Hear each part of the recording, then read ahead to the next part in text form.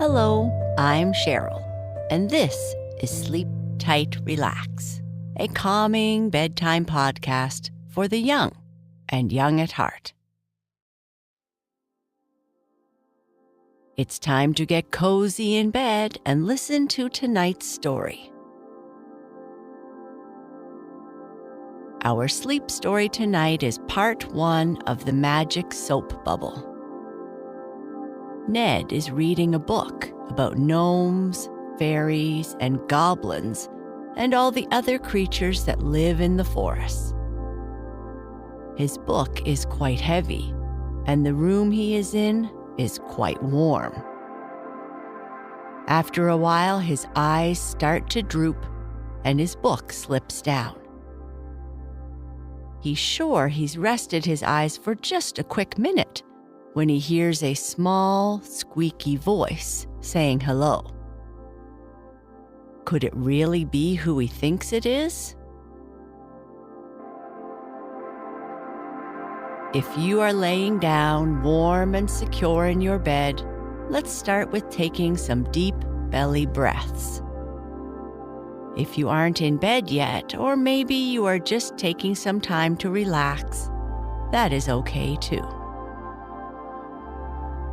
Take a slow, deep breath in through your nose, as big a breath as you can, and as slowly as you can. Then slowly let the air out through your mouth. Try it again. Take a deep breath in, and let the air slowly flow out.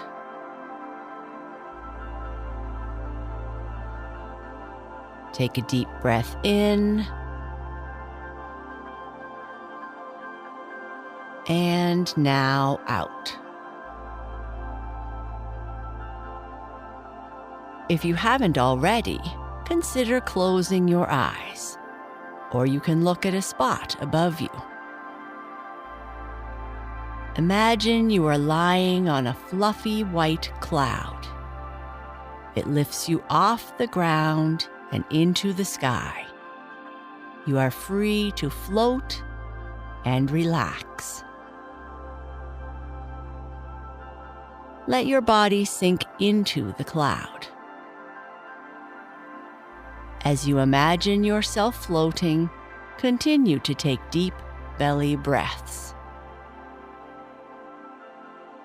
If a worry comes into your mind, just let it float away like all the clouds that are surrounding you. Continue using your imagination like this as long as you'd like, as we continue with part 1 of The Magic Soap Bubble.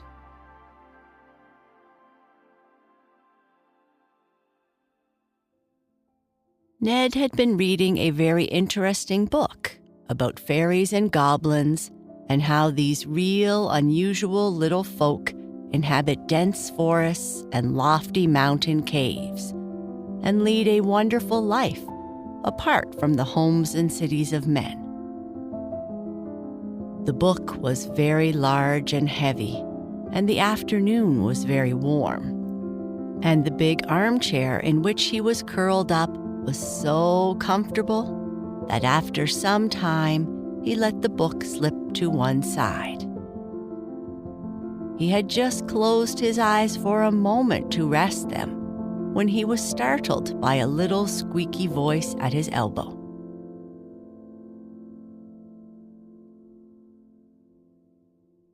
He opened his eyes with a start and saw a gnome standing on the windowsill just in front of him.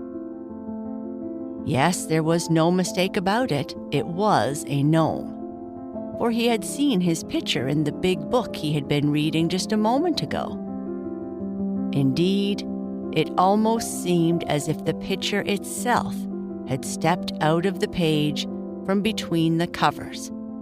So exactly a duplicate did the little man appear. "Hello, Ned," said the little squeaky voice again.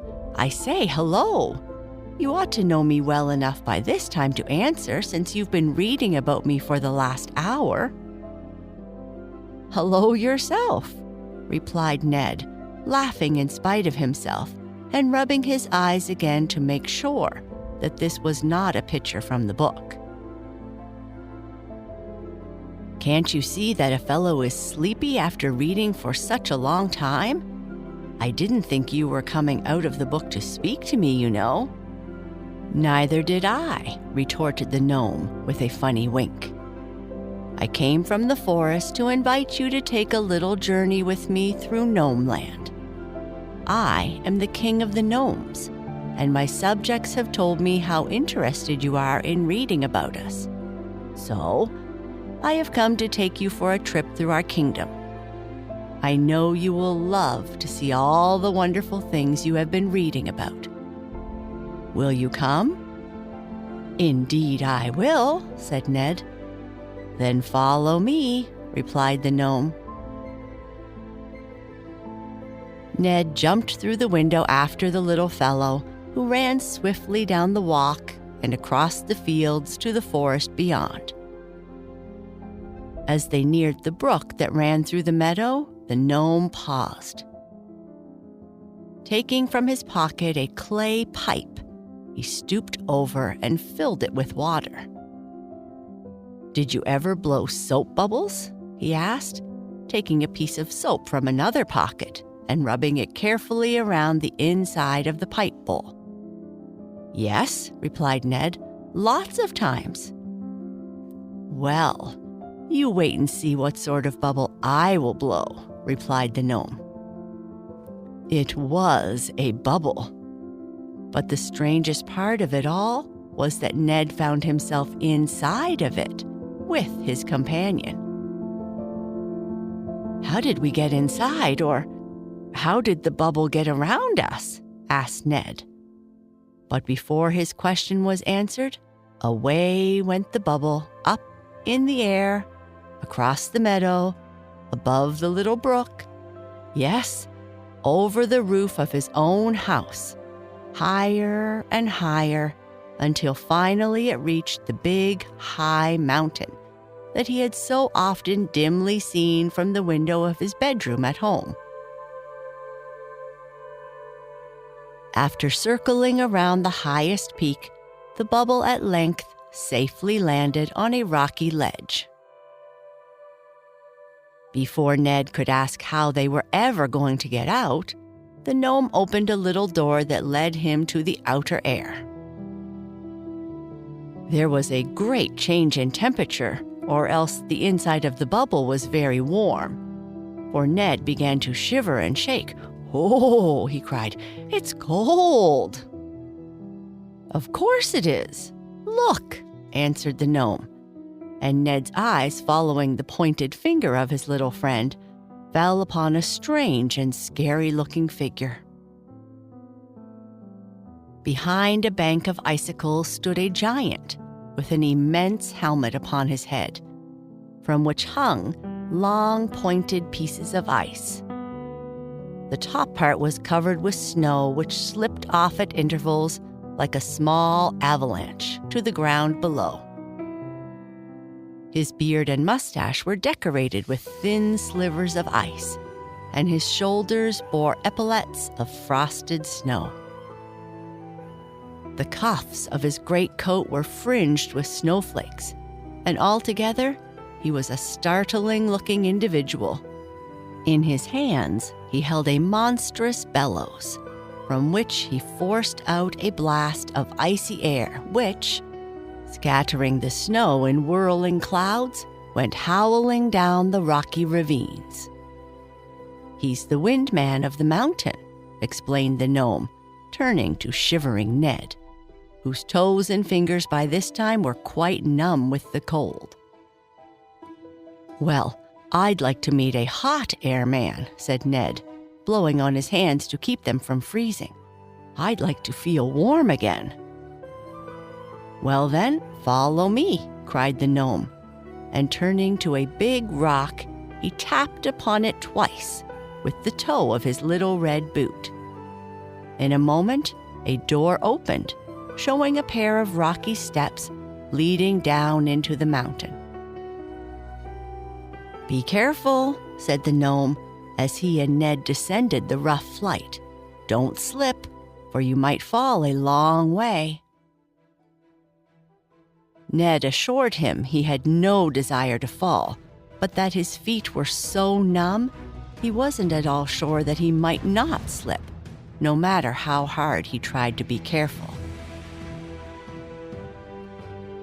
Although it was not exactly dark, at the same time, the light was not enough for Ned to make out everything distinctly. And as the stairway was narrow and the walls dim, he kept his eyes carefully upon the ground. Soon they came to a level corridor, and he perceived a dim light in the distance. "Where are we going?" he asked. But at this point, an iron door stopped their progress, and without pausing to answer, the gnome took a key from his pocket. Inserting it into the lock, the door slowly swung open, and Ned heard the faint beating of a drum. "Sit down," said the gnome, pulling forward a wooden stool, much too small for Ned, but probably just the right size for a gnome. "Sit down and wait a moment while I go in search of the Gnome Land Band. I want you to hear them play, and I hear them practicing now." Ned glanced curiously around the strange place. It suddenly occurred to him that he was a long, long way from home. Here he was, deep down in the mountain, in a rocky cavern, sitting on a little gnome stool, waiting for his friend to return. But what if he did not come back? Ned's hair suddenly stood on end at the thought. Going over to the big iron door, he tried to turn the great knob, but his fingers either were not strong enough or he did not know the secret of the lock. Returning to his seat, he made up his mind to wait a while before allowing his fears to get the better of him. This is what every brave boy would do under the circumstances, he said to himself, resolving to be brave. Soon he was relieved to hear music, as the gnome, at the head of the Gnome Land Band, came into view. And the funniest band that Ned had ever seen. Why, each instrument was playing itself and dancing the mountain tango at the same time.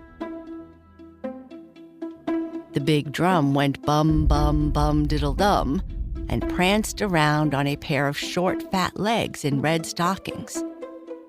Two little arms beat the drumsticks on the top of his head, or what appeared to be the top of his head, which was in reality a funny face, which winked and blinked as the drumsticks traveled over the strange little features. Toot, toot went the big yellow horn, as his little fingers pressed in the brass stops that made the notes high or low, or soft or shrill. Over the floor he skipped after the round, fat drum. The cello and the violin came next. The latter ran his bow across his stringed waistcoat in perfect time, while the former twanged the strings that covered his happy face in a jolly fashion. The rest of the band played on themselves beautifully, and the gnome with his baton proved a most capable leader. In fact, the music was so delightful that Ned finally could restrain himself no longer, and jumping up, began dancing around to the tune of "For He's a Jolly Good Fellow." Hey ho, hey diddle-do, down in the mountain deep, fiddle and drum, tiddle-dee-dum, are doing the leopard leap. Just then the music stopped, or rather, the musical instruments paused to take breath, and Ned sat down again, wondering what would happen next. In a few minutes, the round, fat drum commenced to beat. Left, right, left, right. and the Gnome Land Band fell into line and marched slowly down the long cavern until it was out of sight. As the last drum beat died away in the distance, the gnome turned to Ned and said, "Come, let's go quickly, for I am rather hungry, and you no doubt are in need of nourishment also." Ned obeyed willingly, for he had had nothing since breakfast and was now as hungry as a healthy youngster should be.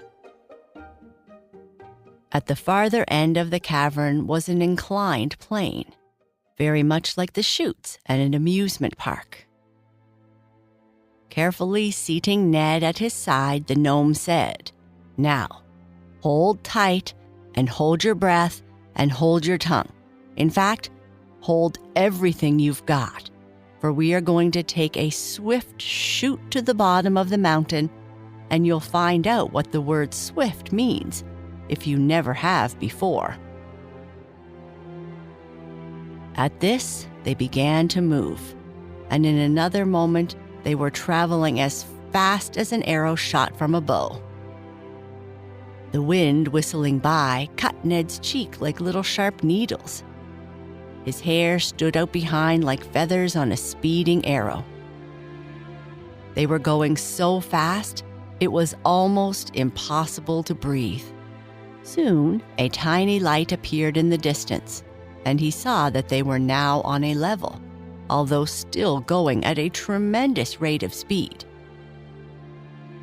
In another moment, they shot through the little round hole of light, which turned out to be the opening at the other end, and he and the gnome landed safely on a big, soft bunker of moss in the midst of a beautiful forest. Birds were singing in the treetops, and little rabbits were skipping on the soft carpet of the woodland. Pretty flowers sent forth a delicious perfume, and a brook close at hand rippled over the pebbly bottom of its bed. "Wait," cried the gnome, as Ned leaned over to drink the cool water. "Wait. I have for you the most delicious drink, if you will just wait a moment longer." Ned obeyed and followed the gnome along a narrow path until they came to a small clearing where the blue sky smiled down upon them. In the center of the spot was a monstrous watermelon, standing up on end, the thick vines supporting it like a strong, round barrel stave. A large wooden spigot protruded from one side, and over it leaned a gnome who had climbed upon a vine in order to reach the handle. Ned's little companion lifted a goblin cup to catch the drops of delicious-looking pink juice, which began to drip slowly from the spigot when the gnome carefully turned the handle. "Careful now," commanded the gnome as he handed the brimming goblet to Ned. "See that you do not spill a drop of the precious nectar." "Good, is it?" he inquired, seeing the sparkle in Ned's eyes and hearing the smack on his lips as the last drop disappeared. "Pretty good, huh?" "Better than soda water," replied Ned. "Lots better." The little gnome at the spigot smiled. "I grew the melon," he said with pride. "It's the largest so far in Gnomeland, but next year I'm going to grow an even bigger one." "How do you make them grow so large?" inquired Ned, hoping he would be invited to have another glass of the juice. "Not another drop," said Ned's little friend. "A second goblet, and you would be so hungry you could eat rocks." "Come with me," said the small gnome guide. "We must eat." Ned eagerly followed him, and they pressed forward at a rapid walk until they came to a strange little hut, from which came a most delicious odor of sponge cake. Around the door, or more properly what appeared to be one, but which was in fact but a small opening, stood several goblins, evidently awaiting orders from someone. As Ned drew closer, he saw that instead of a hut, it was actually a huge oven in which something very delicious was being baked. "Minions," called out Ned's friend, "is the goblin cake not ready yet?" "Yes, it is, sire," responded several voices. And in another moment, the oven was taken apart, and removed from it was the most delicious-looking sponge cake that Ned had ever seen. A soft, warm brown color made it most tempting to the eyes, and the delicious smell made Ned so anxious to start eating that he could barely restrain himself. "Help yourself," cried his little friend, and without a moment's hesitation, Ned pulled off a piece of cake and eagerly started. "Be careful," admonished the gnome, as Ned showed no signs of finishing. "You may eat too much. Gnome cake, while most delicious, is more filling than that you would make." But Ned paid no attention. Already he had eaten a great hole in the cake, and finding the inside warm and flaky, he squeezed himself in. It was much easier to eat the inside, as it was softer, and the crust had already grown quite hard.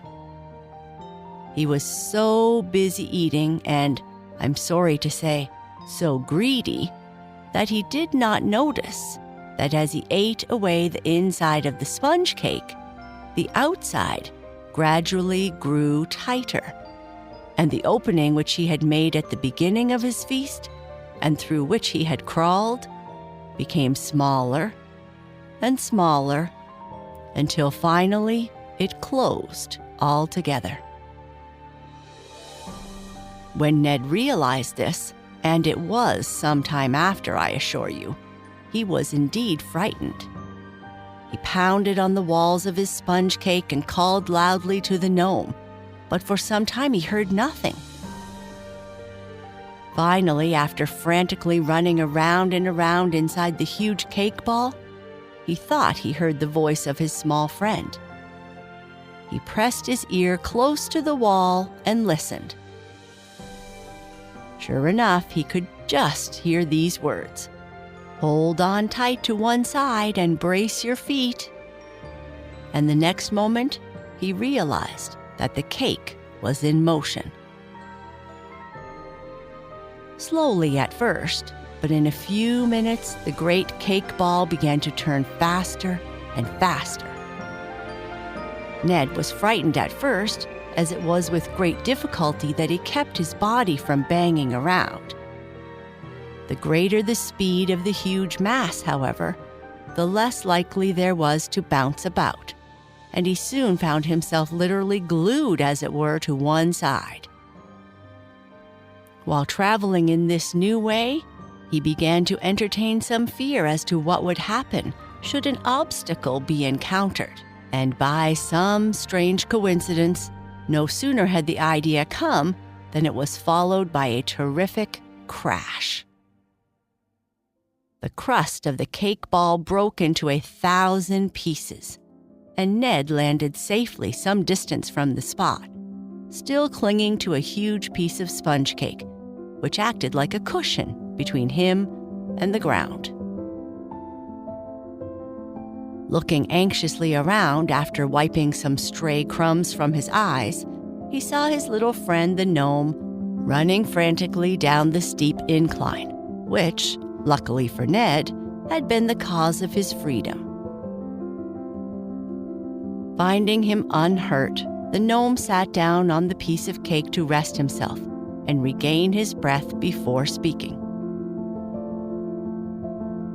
When he did, however, what he said caused Ned to run quickly over to the brook to look at himself in the water.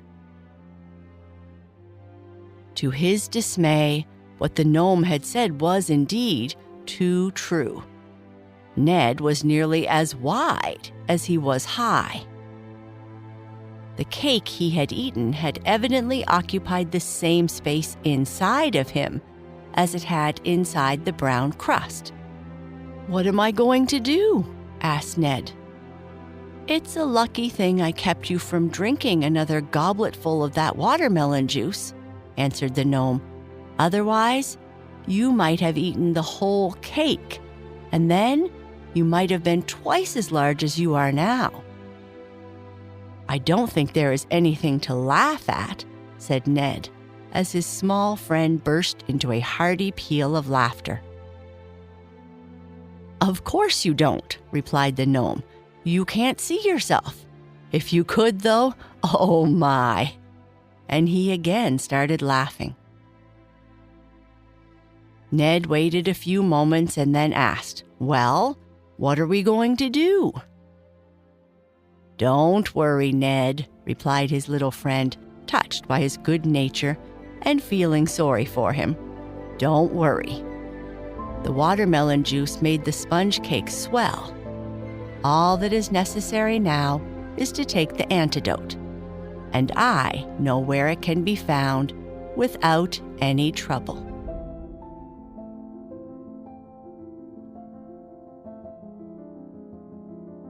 And that is the end of this part. Good night. Sleep tight.